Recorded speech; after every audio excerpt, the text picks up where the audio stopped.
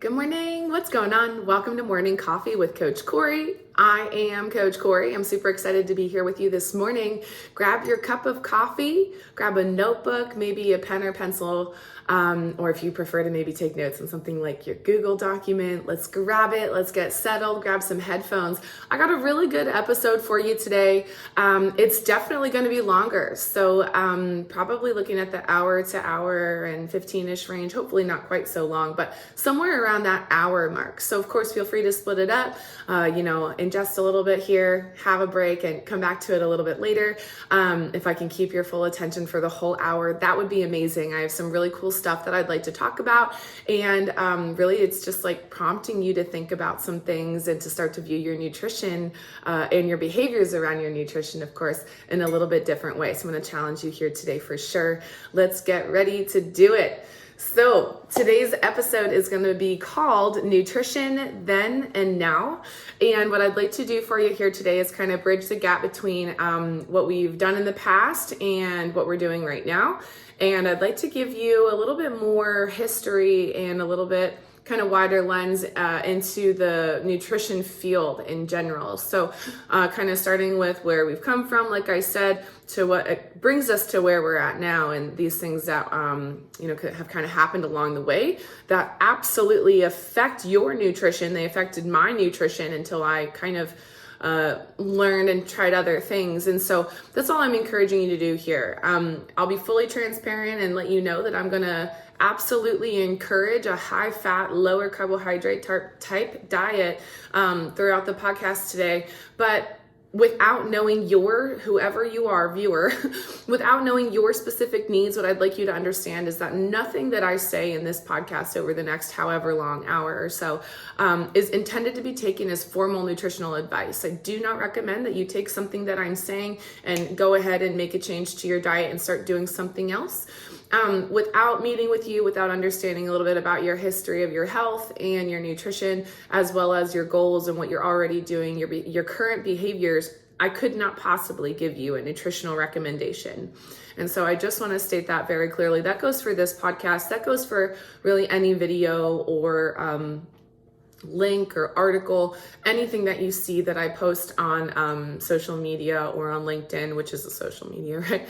None of this stuff is intended to be formal nutritional advice. This is likely just things that I'm learning, things that I think are really interesting, and I fully encourage you to do your own research. I think that's the most important thing. I can tell you stuff, and you can see certain things on Instagram and Facebook and these postings from all these nutrition coaches. But you truly need to kind of trial and error for yourself. Everyone's body is so completely different. And so I do truly stand by this. There's no one right diet. There's just the one diet that's right for you that you can stay consistent with. That's what my nutrition coaching programs tend to push as well. It's like, let's kind of figure out where you're at and where you want to go and how can I help you get there. And typically it's just, most diets are aimed at eating whole foods, probably consuming a little bit less, getting yourself into a little bit of a calorie deficit. These same general themes. It's the same work that I do. But again, I'm coming across a lot of research and doing a lot more research into fat and why higher fat diets have not been recommended in the United States for a really long time, and why they should be. And so just kind of trying to present you with some information, and you can choose to do what you want to do, with that information. You can use it, you can apply it, you can write me off as total bullshit, or, you can do a little bit of your own research and kind of figure out what's best for you and what makes sense in your body based off of your experiences and, again, your goals and your preferences. So that's that, a little bit of a disclaimer and just kind of getting you prepped and ready to go. So nutrition then and now. I want to talk with you about the field of nutrition and kind of where we're coming from in short, without really getting too political on you. But know that there is absolutely this cross section of politics and nutrition, and we have to address it because it is reality. It's real. It's what's going on. And like I said, it affects you. It affects me and how we make our choices when it comes to food labels, when it just comes to the industry in general and what is recommended and where those recommendations are coming from. So I think that it's probably pretty obvious and not shocking to know that The field of nutrition has been polluted and littered with politics and big industry. So I'll let you sit with that. It's very real. I think that, and even finances, oh my gosh, there's kind of like this cross section of finance and nutrition as well. And so it's really interesting. And I think that I'm smiling and I'm kind of giggling because you have to approach that with a grain of salt, probably like either a lot of grains of salt or like a really big one. I'm not sure.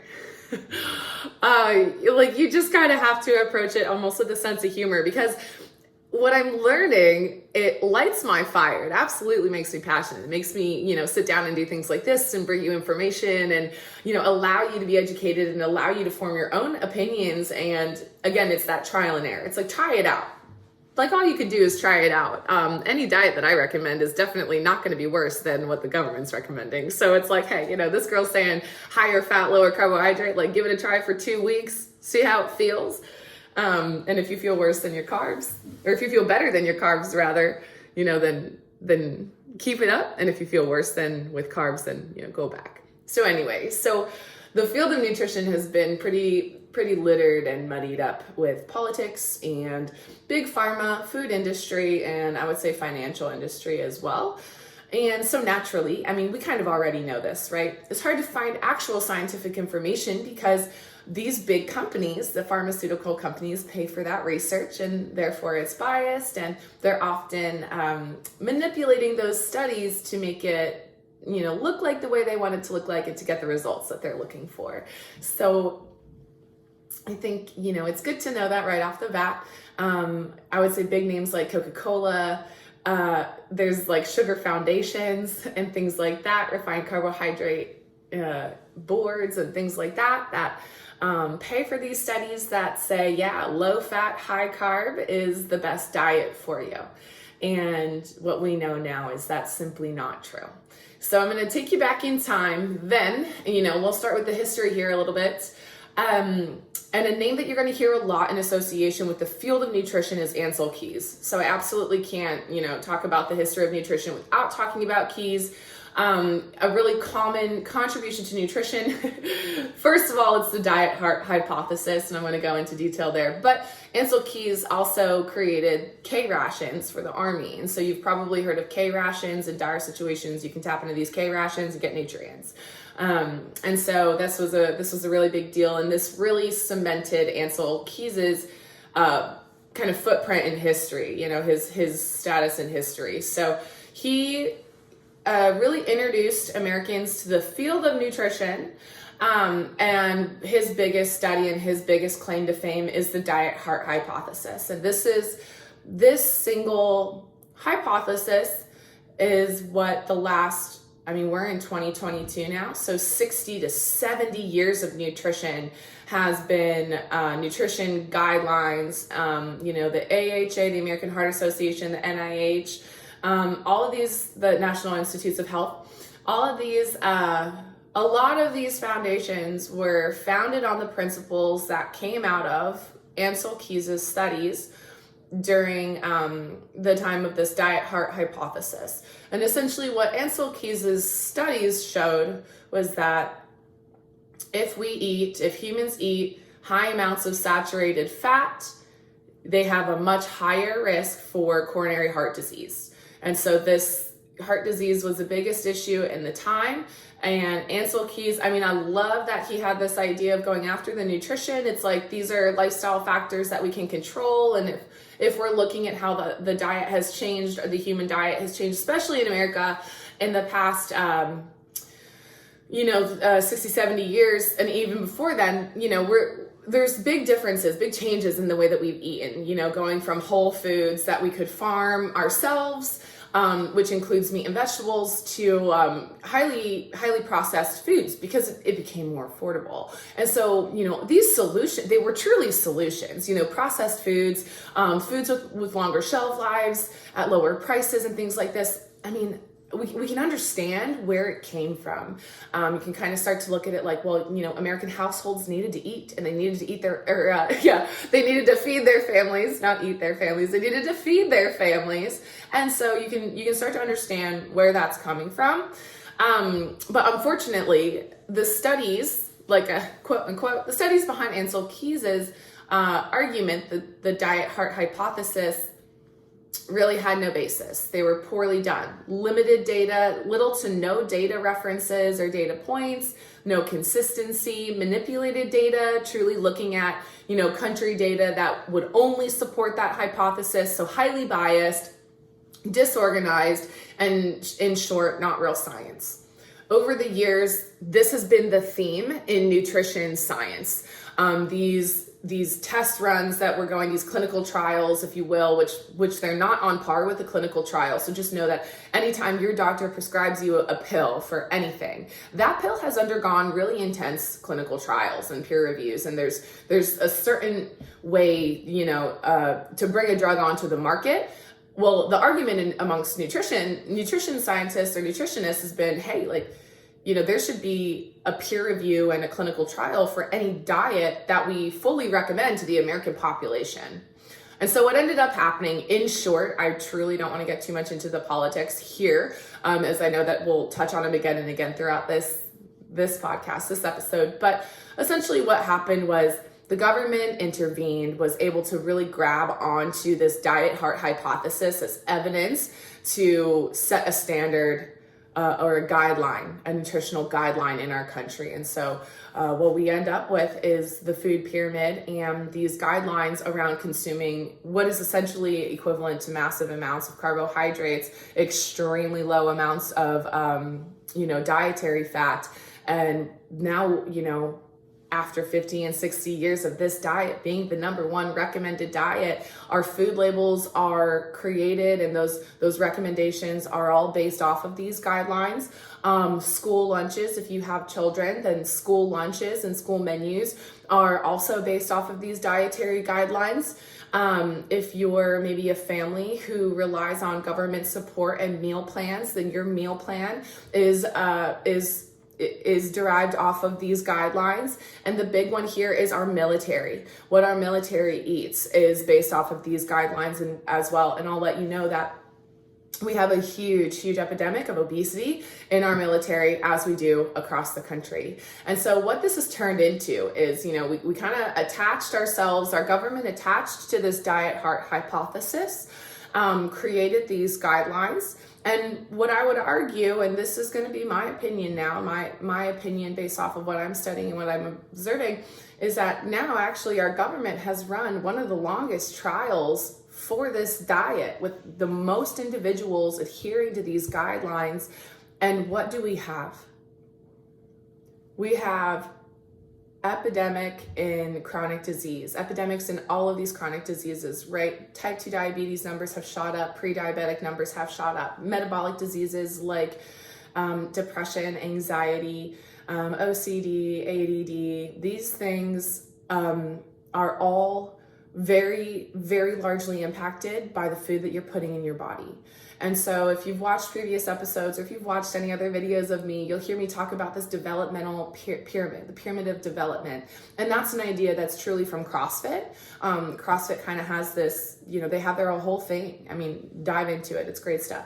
They have this developmental pyramid where, movement and functional movement is at the top of that pyramid in terms of development. I think it's like, I know it starts with nutrition at the base. So my argument is that anything that requires energy, whatever is at the top of your development pyramid, if it requires energy, then nutrition is the base of your pyramid.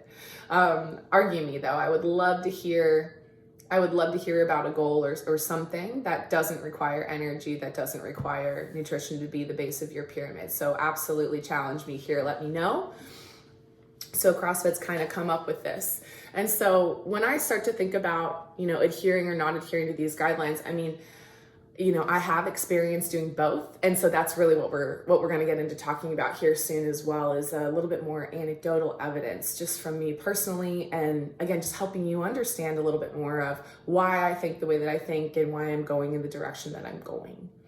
So Well, let's bring it back in. We're talking about our guidelines. We're all affected by these guidelines, and we may not even understand how. And so because we've been recommended to eat really high amounts of carbohydrates and very low amounts of fat, we start to see saturated fat specifically would be the diet heart hypothesis, was specifically focused on saturated fat, but unfortunately that really meant shifting the landscape from eating meats, red meat and any other kind of meat, to really a plant-based and vegetarian type focused diet.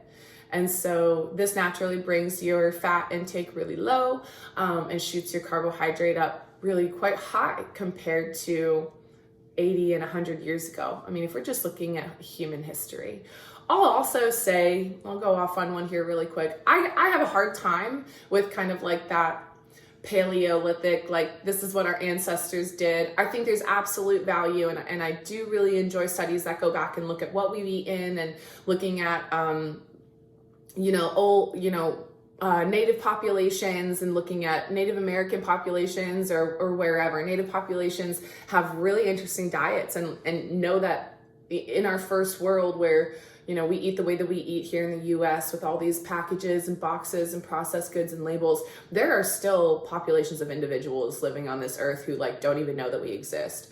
And they're the ones who are eating, full fruit diets or full plant-based diets, or maybe their diets rotate with the seasons. When we can get meat, we eat meat, but when we can't, we eat vegetables. And so know that we're still currently coexisting with these individuals. I personally don't love those studies because there's so many variables in our lives today that affect us and our lifestyle habits that they just didn't have, and vice versa. So I don't know, I think that area is a little bit polluted, but I think that when we use our common sense and we kind of use our intuition and we really start to notice how we feel and what's going on, then we're empowered to make our choices. And so that's something that I'd like to talk about as well, is just, I think when I embarked on the journey of coaching, my initial idea was like, well, if you have this knowledge, you're going to apply it. And I realized that's not exactly true. Well, you have the desire, and, we, myself included, we get this knowledge and we have the desire to implement it. It's often how. And so now I specialize in now you have the knowledge, but how do we apply it, and how do we change behaviors, and, how do we get you to the point of having a consistent nutrition strategy? And that's fully what my course is focused on and what I'm focused on in my coaching. This knowledge it's hard to find. And that's something that in nutrition, made it really hard to find, because so many of our studies and so many of these things that come to the surface, we're kind of able to call bullshit on. And so we live in this kind of total saturation of bullshit, which makes it very complicated and very difficult to make really good choices. And again, these are the lifestyle factors that, our ancestors 100 years ago, they didn't have to deal with. They didn't have, as fast pace of life as we're living now. And so what's going on in between our ears, it's completely different. So again, I just don't think that you can really rely on it. But what all these diets really have in common is that they're, as mentioned before, they're leading into whole foods and, minimally processed foods. And that's what we need to go for. And that's not necessarily what we're being recommended to eat. And so again, this is where it comes in, where maybe I'm challenging a little bit of your beliefs, where, you're reading one thing and you're seeing these studies from high level organizations like Yale or Harvard, Johns Hopkins, the NIH, the AHA. We're seeing, information from these individuals, and a lot of it right now is pointing at plant-based. Again, I think that it's good to recognize that may be agenda-based, and that those individuals, those institutions and organizations are much more interested in their bottom line than they are in the health of America, of US citizens. We're living at a time where the majority of US citizens are sick in some way. And so what they've been telling us and what we've been listening to, it kind of comes back to the fact that we're in the biggest nutrition study. We're currently living the biggest diet study that there's ever been, in terms of what we can keep track of. We have tons and tons of medical data from the past 50 years that show what is happening to Americans on this diet that is low fat and high carbohydrate. So I think observe what's going on for yourself, for your friends and your family. We have so much anecdotal experience, like, oh man, this individual ate so well and followed these guidelines and paid attention, and they're suffering from prediabetes, they're suffering from migraines, they're suffering from IBS, depression. If I hadn't said that one, that was my big one. My biggest struggle was, the mental, as I've shared before.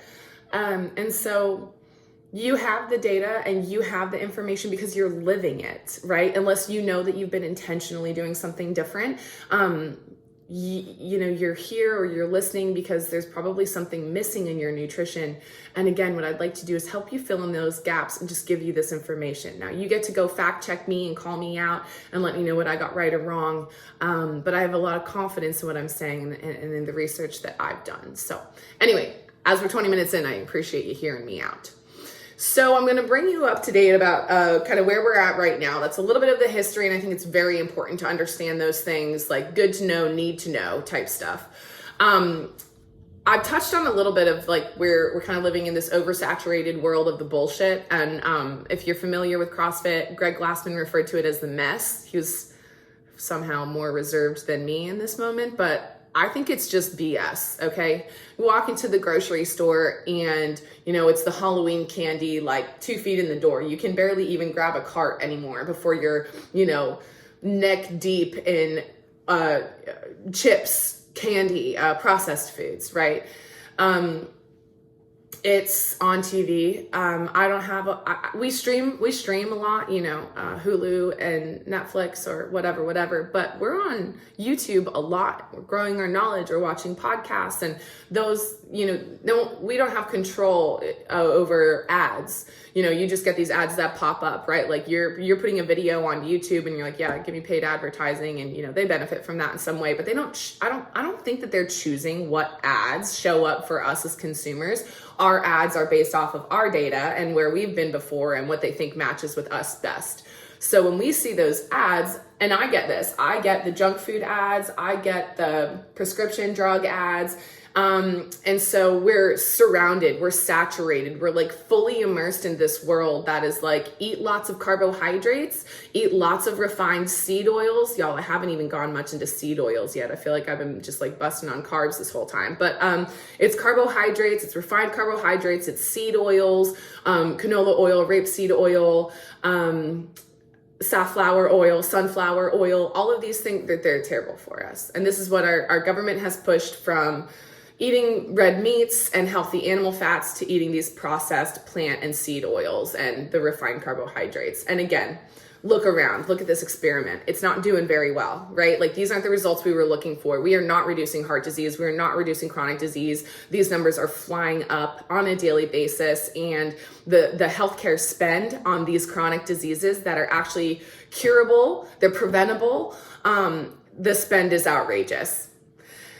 And so we can, I'm gonna save that for another one for sure. Make a note of that. So anyway, these things that we see and the reasons that grocery stores can put up these big displays and, the end caps when you walk by the aisles, if you're someone who's like, okay, I shop the perimeter, we all kind of know the rules, shop the perimeter, and this is going to be our whole foods, our healthiest food options, But even so, if you're shopping the perimeter, every time you walk past an aisle, there's an end cap that's like screaming at you, like, buy all these tortillas. And you're like, well, all those veggies I just got would taste real damn good in that tortilla. And then you find yourself grabbing it. You can't help it. It's around you, it's everywhere. And again, it's that like full saturation of wherever you're at. So again, it's on TV, it's around you at the grocery stores. Think about the office, people, if you're going back into work, people who bring in their BS from home and they're like, hey, I didn't want this at home. Like, we don't want that at the office. You're killing us. Literally. This is terrible for you.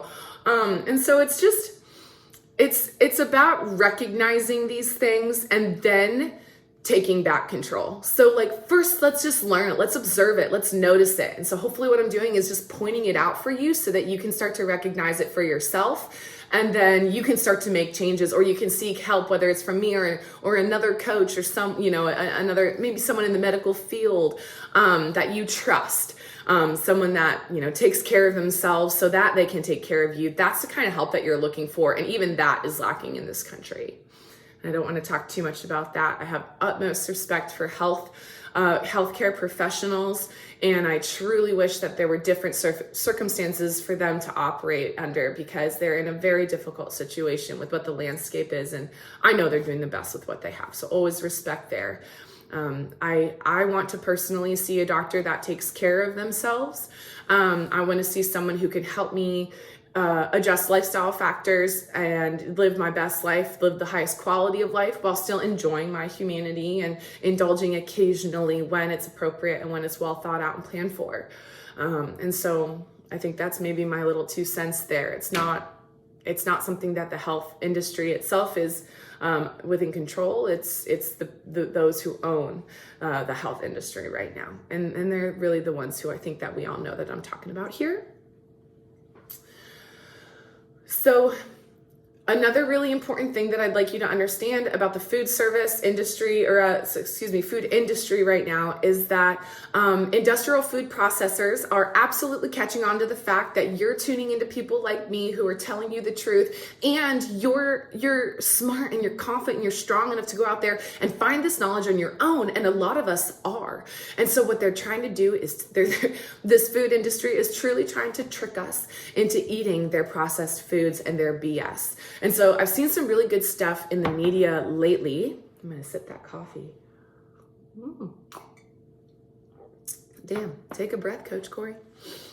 So what we've seen a little bit here in the food industry is these health foods being marketed, and they really have a list of terrible ingredients. But the food service industry has disguised MSG is my main example here, because I just found this great website that listed off all of the different names that you may see MSG listed as on a food label, as well as other ingredients where MSG won't be called out because it's an ingredient within that ingredient on a list. And so this is like something else to kind of wrap your mind around. Is this Inception when it comes to food labels? It's like, we're finding that we can actually hide these addictive chemicals in other ingredients. And then I don't have to put MSG on the label. I put this ingredient on the label instead, even though MSG is in there.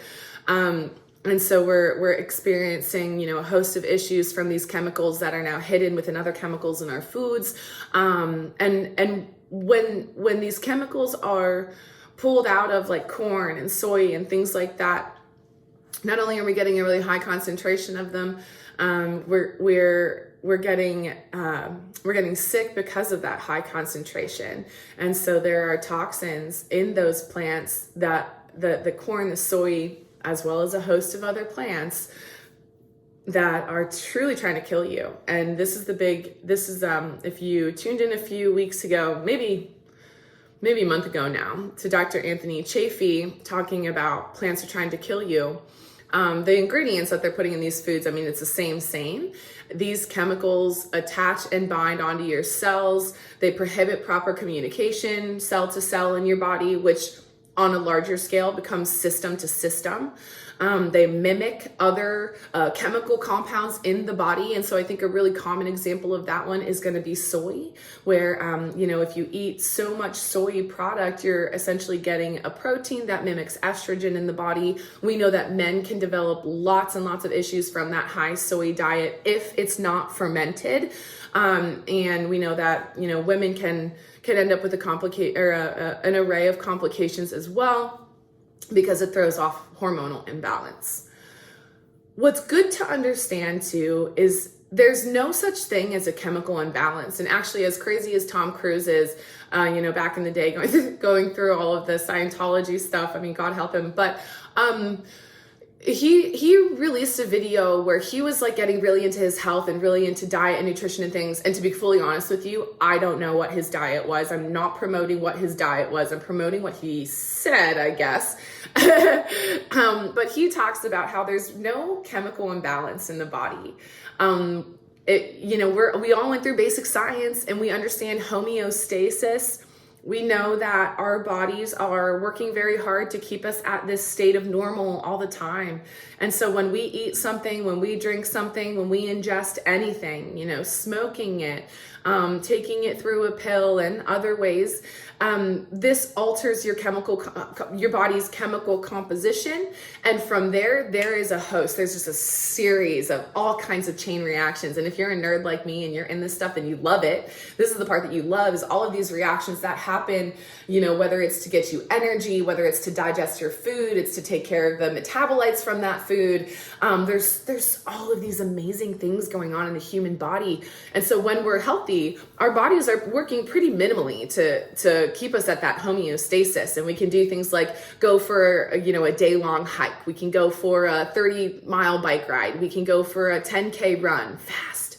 We can lift heavy weights, things like this. When we take care of our body, our DNA expresses at this fullest level, and it's beautiful, and we see it, right? Like if you took if you took some of those CrossFit Games athletes and you just threw like 30 pounds of fat on them and like puffed up their faces, and they just look like every other American, okay? They're not particularly sexy or anything if you threw 30 pounds on them.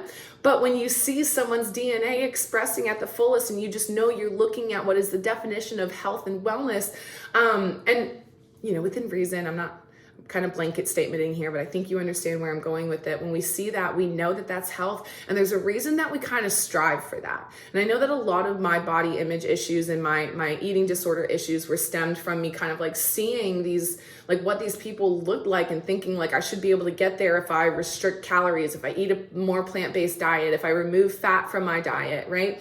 Fat has all of these calories in it, so we have to remove it from our diet. And I really thought that I was going to start to express, like that individual. And not until, the past year or so has that actually become a reality for me.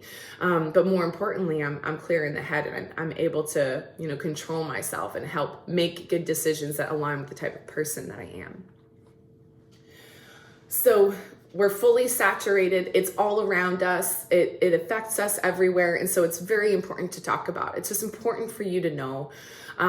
We're about halfway through right here. I'm going to take a little bit of a break, but we're going to cut right back in, and we're going to continue to talk about nutrition then and now. And I'm going to kind of bring you into the now in the second 30 minutes of our podcast here. Hey. All right, y'all, what's going on? Welcome back. We're going to dive right back in where I left you off, just kind of talking about the then of nutrition, and we're going to get into the now and what we can do and how we can kind of be in action around our own nutrition and starting to make really good choices if we're not already, continuing to make really good choices, and as well as behaviors, right? Just making sure that we're kind of approaching our nutrition in a healthy way. And so we're going to talk about all of that right here. So what I want to start out with in the second part as we dive into the now of nutrition is I want to get clear on some terms. And the reason that there's been so much confusion, well, part of the reason that there's been a lot of confusion and debate with the diet heart hypothesis, as mentioned in part one, as well as, these other studies around dietary fat. And so and why has the government pushed a low fat diet when now, nutritionists and scientists are saying, hey, red meat's not the enemy. We need to eat this stuff, and fatty cuts are great, right? So let's talk about dietary fat versus body fat. And this is such a silly reason to have to have confusion in the field, but it's because when individuals who don't understand the terminology come into the picture and they have their own agendas, things get skewed. We know this is like politics 101. So let's talk about dietary fat versus body fat. They're two completely different things, okay? So as a human being, we have body fat mass, and it's good. It's healthy to have some body fat. We don't want to be less than 10% body fat. We really don't want to be much under 15% body fat. We know that somewhere around that 15 to 25% is really good. And the more lean you are, not necessarily the more healthy you are. And so it's truly about letting your body do what it's going to do. And kind of finding its homeostasis, right? Where it's kind of using the least amount of energy possible to just keep you as healthy as possible for yourself based off of your lifestyle factors, and as well as any genetic factors that may be presenting as well. And genetic factors I'm not talking about genetic factors when I'm talking about nutrition. Type 1 diabetes would be a genetic factor. Type 2 diabetes is a lifestyle factor. So I think it's important to differentiate that as well and to understand that. So we have body fat mass. It's very healthy to have some. There are certain hormones that come through the body because of this body fat mass. And when we don't have enough body fat mass, then some hormonal processes are disrupted. And so it's very important to have fat, especially women. It's important to have a high fat diet because we need, a certain amount of fat on the body. We don't want to go over that. We don't need to be under that. We know that when we're under that, again, processes in the body can get a little bit wonky, specifically women menstruation, that time of the month, and your female hormonal processes. And then when there is too much fat on the body, a host of problems comes along with this as well. This is metabolic disease or syndrome, metabolic syndrome.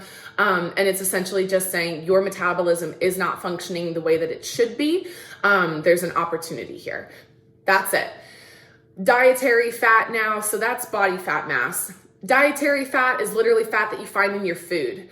And I can't really explain it much clearer. That is what it is.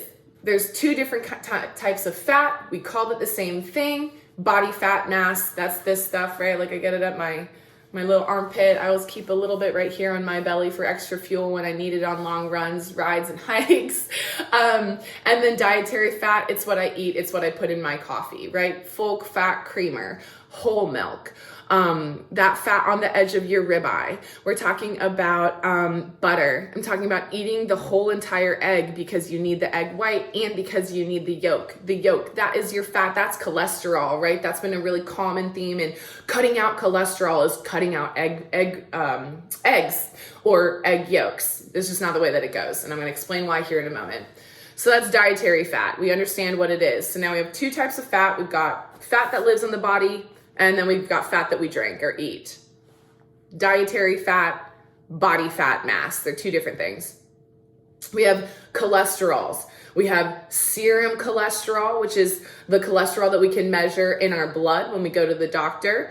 It's like a snapshot. In that moment, here's what your cholesterol was. Does that lead to a bigger picture of understanding your overall health? Debatable. Cholesterol in foods, exactly like dietary fat, it's dietary cholesterol. So again, and I'm not going to go, you're intelligent people. I'm not going to go too far into detail here. And if you want to talk more about it, or you need an article, or you need a resource or something to back me up, that's totally cool. I'll give it to you. Let me know. We have dietary fat and cholesterol. And then we have serum fat and cholesterol, or body fat mass and serum cholesterol. And so they're two different things. These things come from external. Dietary is external. And then of course what you have in your blood and your body, that's coming from you. Those things are a reflection of your diet. Absolutely. This is something that we had right. Your diet definitely affects your risk for disease, and really your quality of life. Your diet is the foundation of the quality of your life, as well as movement. And we can get to that some other time. We're talking about nutrition. There's so much here.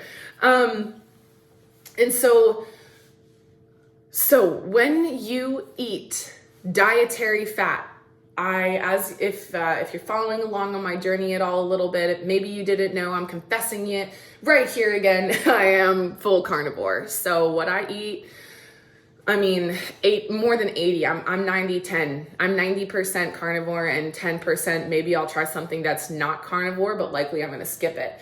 And that means that I'm fully animal-based. I eat eggs, I eat bacon, I eat butter, I drink milk, I have steaks, like there is no tomorrow.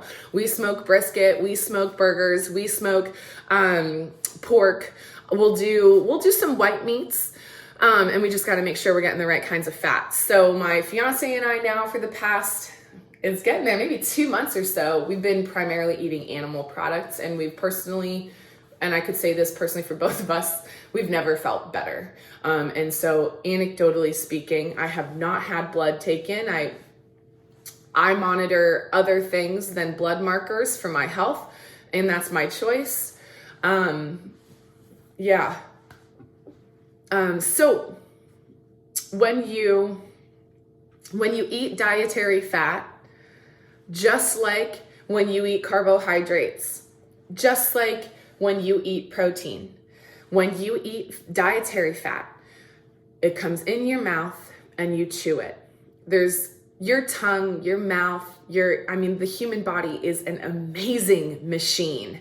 It's so tuned and dialed. And immediately on your tongue, there are thousands and thousands of receptors that immediately start to give your brain and body feedback about the taste, about the feel, about the texture, right? The feel, how much you put in there. It's receiving information about what you're actually eating as well. What kind of nutrients are in there? Do we like the taste of it? Is this going to benefit us? So as soon as that food gets on the tongue, and let's say we're talking about eggs, we're eating fat. We're eating scrambled eggs with a hard aged cheese on top or something, right? And you've got bacon on the side. That's like our favorite breakfast is five eggs, 4 pieces of bacon. And it keeps us fully satiated for hours, 5 to 6 hours at least.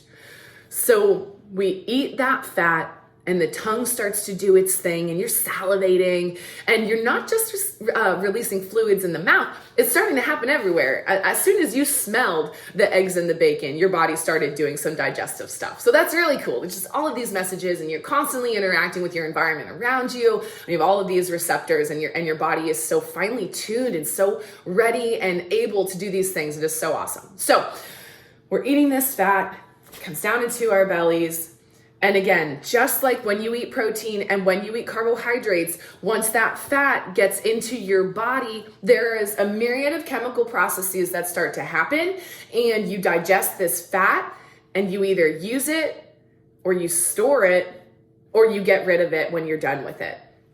Because our body has all of these processes for taking the broken down materials, the molecules of the food that you're eating, these nutrients, building them into something else, using it, busting it apart, maybe using it again, and then like getting rid of the metabolic waste of whatever that was. There's always kind of like some byproduct of what that reaction was doing.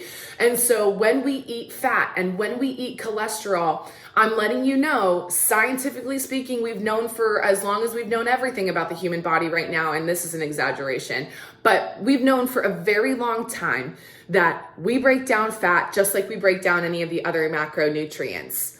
So please understand, and this is the biggest thing that I'd love to nail home for you. Please understand that when you eat fat and cholesterol, it does not just get transferred to wherever that spot was that you think that you store your body fat mass. That is absolutely not what happens. But the belief when Ancel Keys came out with this diet heart hypothesis was that if you eat fat, you'll get fat. And in fact, the exact opposite is the truth. If you eat fat, you will lose fat. Because if you're eating this nutrient-rich macronutrient, which is what fat is, there are so many vitamins and minerals in this macronutrient. It's far more valuable to you than that salad or that pile of vegetables that you could eat. And again, please recognize my bias. I just shared that I'm carnivore, so I'm not touching vegetables right now. I've never liked them. They've always been my opportunity. You can go back through all of my videos and notice that most of my examples are about getting enough veggies because it's the hardest one to get because my body doesn't like them. So there is far more nutrients in your fat than you could ever get from a day or a week full of all of those vegetables. And that right there just lets you know that unfortunately plant-based is not the healthiest diet that we could go for. It means eating tons and tons of food because plants are so low in calories and nutrients that you're literally almost unable to just get what you need. You can't get all of your essential nutrients from a plant-based diet. You have to include animal fat. You have to include animal protein. I'm saying that with a lot of confidence, and I would love to talk with you more about the science. My job here is to keep it simple for you so that you can understand. And I believe that that's where I'm at now. We don't need to dive too much further into it, at least intentionally. So we get tons of nutrients, just a beautiful array of nutrients when we consume animal fat. And that's fish. It's poultry, although there's not a lot of fat on poultry, and then red meat. So I'm going to say this. I completely agree with Dr. Shawn Baker, King Carnivore. I mean, he's just the carnivore guy. SHAWN Baker, Shawn Baker, MD. And he said this, I think in a video I posted earlier this weekend, was that steak is a superfood, and it absolutely is. It's going to get you a massive amount of muscle meat, all of this protein that you need, as well as a really good ratio of fat to that protein. And then what I would say is, if you're still hungry after that big ribeye, maybe it's indulging in fermented vegetables, maybe it's vegetables that are low in lectins and oxalates, and that's a whole other podcast for you. But you know, it's all about finding the right foods that agree with your body. And I say this all the time, and I've said this for years. I don't know if y'all remember, like years back, like kids got into eating like Tide Pods. It was really stupid, and I feel even dumb for just like knowing that. But I remember around that time just feeling like, holy God, like dudes, like we can't eat everything. Humans just can't eat everything. So it's not surprising, you know, to hear someone like Anthony Chafee talk about like plants are trying to kill you. And that's where the lectins thing comes in. That's where the chemicals in plants that are, you know, there's cyanide in plants. We can get into all of these bad chemicals that are in plants that are literally trying to kill you because they don't have teeth. They can't defend themselves. But what they can do is make sure that you and your kids never eat them again if they can just slowly poison you to death. And that's essentially what we're saying. New evidence is showing that that's what plants are doing, and really old evidence says that as well, depending on what you read and you know, where you go for your science. So I'll get into that another time. The point of this is to let you know that when you eat fat, it doesn't become fat on your body. You actually get to absorb this amazing myriad of nutrients, and it is so good for you, and it's satiating. And this is a really big thing that I'd like to hit on.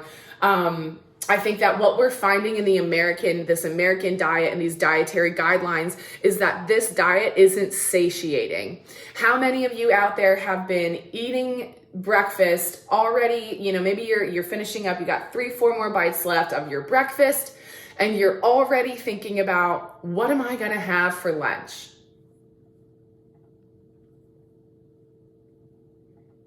I'm gonna say that again. You're finishing up your breakfast, and you're already thinking about your next meal. That is the opposite of satiety or satiation. That's the exact opposite of what we're looking for. If you're eating meals where you're just thinking about that next meal every single time, that's a really big sign that you're not getting the nutrients that you need. And I can say again, when we eat that breakfast, 5 eggs, 4 pieces of bacon, we're satiated for hours. We can come up here and get so much work done. We can stay so engaged. You know, it's just an anecdote, okay? And I think that I've talked about how I've done kind of both sides of the spectrum. I've really eaten plant-based, and I think it's more vegetarian because I was eating eggs, and I bet you I was drinking a little bit of milk every now and then too. I grew up in a pretty dairy-heavy household, which is important to know in terms of my biases as well. Definitely dairy biased. So if you're finding that you're focusing more on your next meal than the meal that you're currently eating, then you're not reaching satiety. And to be honest with you, you can lose weight and still be satisfied with your meals. We can still get you in a caloric deficit and help you find that satiety. A conversation probably for another podcast too would be elimination diet. And we can really use this carnivore diet as an elimination diet in getting you healthy very quickly and figuring out what foods will work for you. And so the basics of an elimination diet, it depends on what diet that you'll see. Check out FODMAP, FODMAT. And that's a really specific elimination diet as well. I'll see about posting the link here. If I'm able, I'll post a link in the bottom here to the FODMAPs diet. And the FODMAP diet is essentially going to help you avoid foods that would trigger an intolerance type reaction or, create inflammation in the body. So right now I'm doing a lot of studying about the gut-brain axis and the gut microbiome. So there's a very, very strong correlation between your emotional experience and the expression of your gut microbiome. In short, and this is absolutely a whole other episode. I'm actually really excited. I have a book review planned for you, or a book analysis rather, and we're going to kind of talk about what I've learned and pull in some other things, other reference points to support or maybe challenge some of the ideas that I've been reading too. But the low FODMAP diet is about avoiding fermentable oligosaccharides, disaccharides, and monosaccharides, which are all sugars, and then polyols.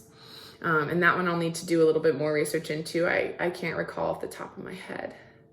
Sugar alcohols, sorbitol, mannitol, maltitol, xylitol. We've all seen that one on labels, but essentially these are ingredients that cause inflammation. Let me tell you something. 70% of your immune system cells are located in your gut. So if you think that gut health has nothing to do with your overall health, oh my goodness, I can't, that's so ignorant. It's so ignorant. So these things are within your control. Your nutrition is a lifestyle factor. We eat multiple times a day, a week, a month, so much in a year. You have so many opportunities to make a good choice. It's absolutely about just getting you the right information and helping you learn how. So, again, it's what fires me up. It also kind of depresses me and it'll get me, what am I doing out here?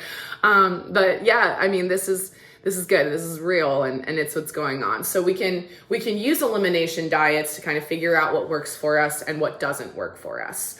And I think that using carnivore in that way can be very powerful. You might not be somebody who wants to only eat red meat and animal-based products for the rest of your life. But what you may find is that as you get 2 and 3 months into it, you'll recognize how not worth it is to pollute and litter your diet and your body with those other foods. And that includes plants, that includes fruits. A reminder would just be, hey, don't forget that all carbohydrates break down to sugar in your body. Don't forget that all of those seed oils are causing, lack of communication or miscommunication, cell to cell, system to system throughout your whole entire body. It's a big reason why I think I suffered from depression and those eating disorders was really because my brain and my gut were communicating in a way that was very unhealthy, and my gut microbiota were, and again, this is another episode, but this is they were producing byproducts that caused me to think in a very negative way. And there are studies supporting this, and we know that our mood and our emotions are mirrored in our gut health, and the other way around. So there's a matching, gut response to every emotion that you have. So anyway, we can talk about emotional eating. Emotional and stress eating is absolutely its whole own episode, and maybe I'll make a note of talking about that in conjunction with the gut microbiome, but we're definitely going to talk more about that. So we've clarified that you have dietary fat, you have body fat, we have dietary cholesterol and serum cholesterol. The last example I want to give you here for this one is the probiotics, just the probiotics example. So again, just recognize that, probiotics are great for you. I think I've already kind of dropped the line of encouraging fermented foods. So pickles, the cabbage, sauerkraut, got you, sauerkraut, pickles, sauerkraut, kimchi. These things are really good to eat because they're fermented, and the chemicals that can disrupt your body processes and contribute to that miscommunication in the body, they've been kind of taken care of through the fermenting process. They're no longer present. They've been broken down or gotten rid of. And so it behaves differently in the body. Fermented vegetables are really great for you. I have found that in my personal experience, there have been vegetables that just don't work for me. And it's like, these are healthy and I should eat these, but I can't. My body was really like, hey, this isn't good for you and this isn't going to work for you.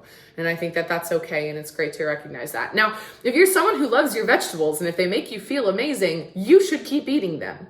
That's the diet with which you can stay the most consistent. That's great. if you're someone who is like, hey, I'm doing really well with my diet and I love my plants and, I eat chicken and I whatever, and you're jamming and you're doing your thing, I love that. If you're feeling good, if you're performing the way that you want to, you're thinking the way that you want to, you can show up in your relationships the way that you want to, you can work hard, you can stay focused, then you should probably stay with what you're doing. It sounds like you figured out your diet. But if not, then what I'm going to encourage is maybe just kicking up your fat intake. Or maybe, and again, this is not formal nutritional advice, literally book a meeting with me. Like, let's talk about how this may work for you. But what I would say generally in my experience with my clients, my current clients, is that if you're feeling like you're not getting the energy that you need and your body is not responding to maybe a weight loss journey the way that you want to, I'm actually going to encourage that you kick up your intake of fatty proteins. We may even look at the fat that you're consuming. Just kind of like in terms of your macronutrients, look at all of the fat that you're consuming in the day, where that's coming from. Can we shift any of that to an animal-based fat? And if you don't reach your carbohydrate intake, I'm shooting for, 150 grams of carbs a day. If we eat the fat and the protein and we can't get to the carbs, but you get half of them, that's cool. Like, be okay with that. And it's more than likely, you're going to see an uptick in your muscle mass. And you're going to see a downtick in your body fat percentage. And so that's what we're looking for, right? Those are the kinds of results that we're looking for, because we know that as we get older, we're naturally going to lose skeletal muscle mass, and that body fat mass goes up. But if we eat a certain way, we can actually avoid that. We can have, individuals in their 40s and 50s very well keeping up with the 20s and the 30s. And that's all based off of the nutritional intake. It also will come back to, how you sleep, how you manage your stress. There are absolutely other factors that go in here. Don't get me wrong.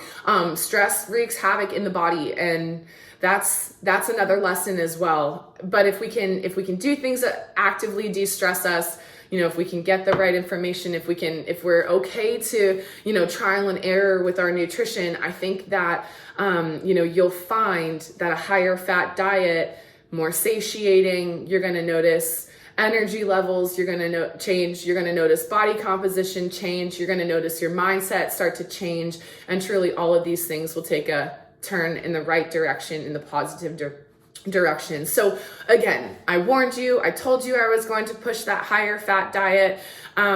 We're going to talk real quick here at the end about nutrient profile, because this is kind of the final wrap up for fat. But you knew going into it that was going to be the conclusion that we came to here today. And I hope that I gave you some information that helps support it. When it comes to animal fats, animal-based products, we can get all of the vitamins and essential nutrients that we need from it. Understand that there is no such thing as an essential carbohydrate. However, if you're someone who's, doing some kind of activity in a way where you want that like quick go-to energy, then carbs are great for you. They're not the enemy. They're just best consumed in moderation, and very selective carbohydrates as well. So that higher fat diet, that's what's it's just going to get you those nutrients. What I've read is that I think the only nutrient that you don't get from that higher fat and protein and really the carnivore diet, I think it's vitamin C. But it doesn't seem to cause any issue, at least in the short term. And I would stretch and say in the long term as well, because now, I first started carnivore in 2018 or 2017, something like that, where I went all in for about 6 months, and it was the best I ever felt, up to that point. And I didn't recognize that I was deficient in any minerals or nutrients. And so, know that animal protein and an animal-based diet will get you the nutrients that you need. When we start eating processed foods and refined carbohydrates and oils, that's when we need the help of fiber to help us move some of those things out. We need good fiber in our diet. Well, if you're eating an all meat and a meat and animal-based diet, you don't need that same fiber. Your body is going to kind of perform differently under these different circumstances and with these different nutrients and chemicals in the body. So you get what you need. You get everything that is essential. Again, no essential carbohydrates. There's no such thing. There's a time and a place for them. And, we can take advantage of using carbohydrates for certain things when it comes to our performance. But generally speaking, you really need a diet that's very high in fat. It's going to get you really good amounts of protein, and you really can't overeat protein. When our bodies need sugar, it's going to go through a process, a homeostatic mechanism called gluconeogenesis, which literally just means the new production of sugar. And, we can get quick energy through the foods that we're eating. That sugar content, even if we're not eating it in the diet, the body will make it for us, and it's very good at it. It's very efficient. When it comes to energy, we're going to use ketones for energy on that high fat diet, as opposed to using lots of sugar stored in the muscles. And so you'll notice on carnivore, you may notice that you're a little bit more thirsty because your body's not necessarily holding on to all the water. You don't have the glycogen store in the muscle, which is part of where that hydration is stored. So you'll notice that a little bit. So salt intake is very important when it comes to an animal-based diet as well. You're taking out all of those processed foods, so you're taking out a lot of salt, sugar, and fat. So there's just a big shift in body chemistry that happens. Anyway, when we eat this diet, we feel really satiated. We feel really good about it.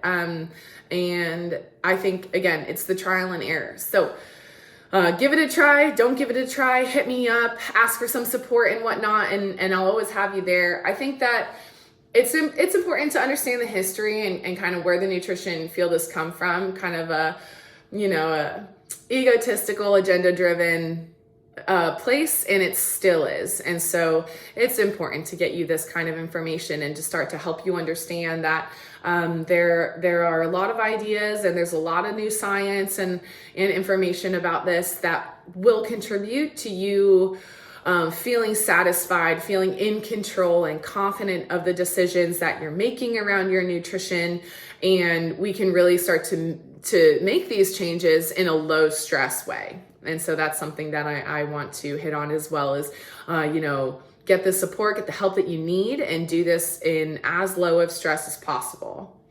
This is what I have for you today. We really went into it. We were talking about nutrition then and now. Thank you so much for joining me. This was a long one, lots of information, just totally loaded. So please reach out to me if you have any questions, if you want to take the discussion further, if you want me to read something, or if you want me to find something for you to read. I would love to help you on your nutrition journey. Y'all have a great rest of your day. Thank you for joining me for some morning coffee, some conversation, and just kind of getting the juices flowing first thing in the morning. I will see you back here next time. Take it easy.